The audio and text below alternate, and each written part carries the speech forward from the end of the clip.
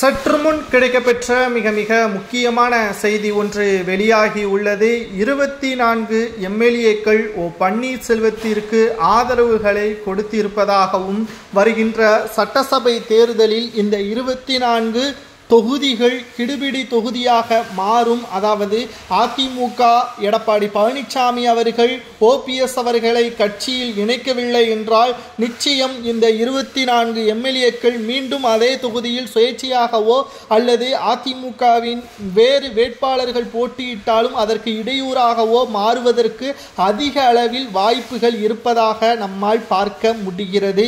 2026 சட்டசபை தேர்தல் ஒட்டுமொத்த திமுக அதிர்ஷ்டமாகவும், அதிமுகவிற்கு ஒற்றுமை இல்லாத காரணத்தினால் எதிர்க்கட்சி அந்தஸ்தை கூட இழக்கக்கூடிய நிலைமையை ஏற்படுத்தும். அதாவது தமிழகத்தில் தற்பொழுது திமுகவிற்கு ஆதரவுகள் கிடையாது.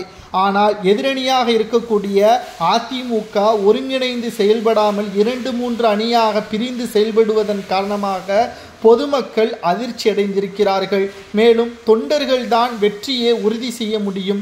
ஆனால் அதிமுகவை பொறுத்தளவிற்கு தொண்டர்கள் என்பது குழப்பத்தில் இருக்கக்கூடிய காரணத்தினாலும், எடப்பாடி பழனிசாமியின் செயல்பாடுகள் திருப்திகராமல் இல்லாத காரணத்தினாலும் எடப்பாடி பழனிசாமி அவர்கள் ஒட்டுமொத்தமாக அதிமுகவை தனது வசம் வைத்துக் கொள்ள வேண்டும் என்பதற்காக மட்டும்தான் இவ்வாறு செயல்பட்டு வருகிறாரே தவிர, அதிமுக என்பது எடப்பாடி பழனிசாமியை மட்டும் நம்பியில்லை. ஒட்டுமொத்த தொண்டர்கள் தான் அதிமுக என்பதை எடப்பாடி உணர வேண்டும் என்பதற்காக 24 எம்எல்ஏக்கள் தற்பொழுது மறைமுகமாக ஓபிஎஸ் அவர்களுக்கு ஆதரவுகளை கொடுத்துள்ளனர். செங்கோட்டையன் மூலமாக இந்த ஆதரவுகள் பன்னீர்செல்வம் அவர்களுக்கு கிடைத்துள்ளது. இதனால் வருகின்ற சட்டசபை தேர்தலில் நிச்சயம் எடப்பாடி பழனிசாமி அவர்களுக்கு மிகப்பெரிய ஒரு சிக்கலை ஏற்படுத்தும் என்பதை நம்மால் உறுதியாக கூற முடியும். 2026 சட்டசபை தேர்தலை பொறுத்தளவிற்கு மிகப்பெரிய அளவிலான மாற்றங்களும் தமிழக அரசியலில் ஏற்படுவதற்கு வாய்ப்புகள் இருப்பதாக நம்மால் பார்க்க முடிகிறது.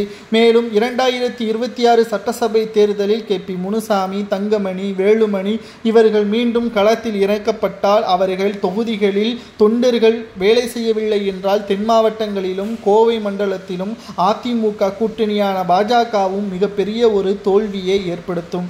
அதிமுகவுடன் பாஜக கூட்டணி வைத்ததற்கு காரணமே நடந்து முடிந்த மக்களவை தேர்தலில் தென் மாவட்டங்களிலும் கோவை மண்டலத்திலும் தான் பாஜக குறிப்பிட்ட வாக்கு வங்கிகளை வைத்திருந்தது. சட்டசபை தேர்தலில் இதே வாக்கு வங்கிகள் கிடைக்கும். அதைவிட அதிமுகவின் ஆதரவுகள் இருந்தால் நிச்சயம் 7 முதல் 14 எம்எல்ஏக்களாவது பெற்றுவிடலாம். இதன் மூலம் தமிழகத்தில் பாஜகவின் வளர்ச்சி அதிகமாக இருக்கும் என்ற காரணத்தினால்தான்